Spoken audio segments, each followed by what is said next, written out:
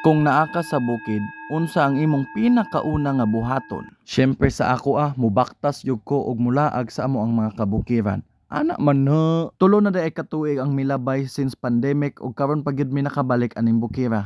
Ug wala na gyud ko naka-memorize sa lugar ug sa agianan. Samtang nagbaktas-baktas mi, nagpray gyud ko ani nga dili mi makasugat og banakon kay mao man nilang ingon daghag banakon diri. Hala ka. Gabi pa lang nagplano nami nga moanhi mi diri kay nagsagunso ng init. So nag-expect nami nga uga ang bukid ug dili lapok. Pero kani nga panahon, nibundak ang ulan a night before sa among paglakaw diri. Almost 2 kilometers ang amohang gibaktas ug dili lang siya pagbaktas, bugat pa gid imong sapatos kay muuban ang lapok nimo. Ug dapat ato gina siyang i-let go aron gaan atong paglakbay. So nagpadayon gyapon ang amohang pagbaktas ug niadto nami sa mga kalasangan. As you can see, daghan na ang sagbot diri nagpasabot na siya nga naa nami sa pinakataas sa bukid.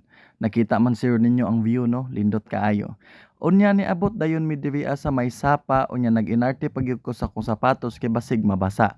Pero at the end of the day, gihumol gyapon nako akong sapatos ani nga sapa kay mao ra man gihapon naata sa bukid nya mag-inarte pagyud ta. Nagagisip ako ani nga part kay naa pa mi sa patag nga level.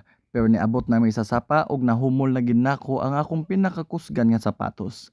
Unya wala na kay angay mahimo ana kay magpadayon ta kay layo na kay tag-inabtan. So layo pa ta pero layo na ta.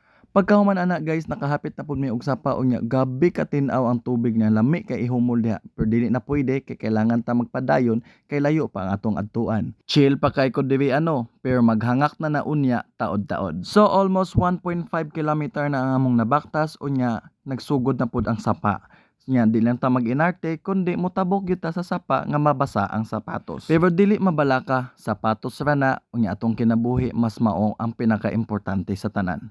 Unya kani nagsugod na ang pagsaka sa kabukiran unya makita nato nga nagsugod na pud ang ako ang singot gikan sa ulo padulong sa akong lubot. So ato ging na exercise ang ato ang legs no sa pag-hiking ani kay murag unexpected siya nga lakaw kay nakalimot na pud ko aning lugaran nya nakadumdum ko nga gabi maday ni siya ka sa kaun. As you can see, wa na maaw ako ang naong kay hangak na kayo ni siya. Makaingon ka nga patag pero nagsaka pa mi ani. Pero padayon lang, palumaluma kag laag diri nya di kada ka magpadayon, padayon.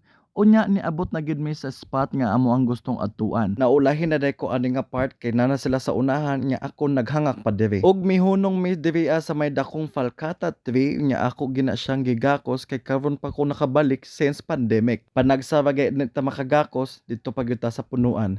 Pero okay ra na siya guys kay ang paggakos sa punuan makahatag sa imo og peace of mind ug maka-absorb og mga energy gikan sa imo padulong sa iya. Kaluoy pod sa tree. Ambot lang gyud kung tinuod pa ba ni akong gipangyaw-yaw diri. Di bitaw, atek ra gyud to.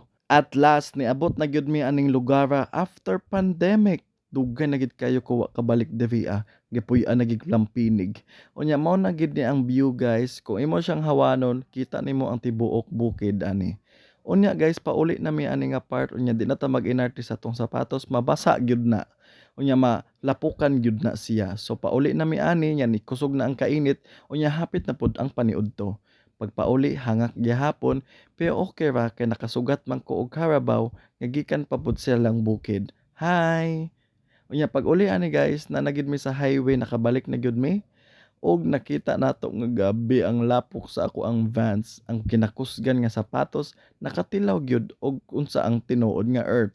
Og nagpa-cool down pa mi ani nga part kay gabi kaayo kainit. Unya ni uli na dayon mi sa balay kay para maniud to. Isa ra gid ka sentence ang ako ang maingon.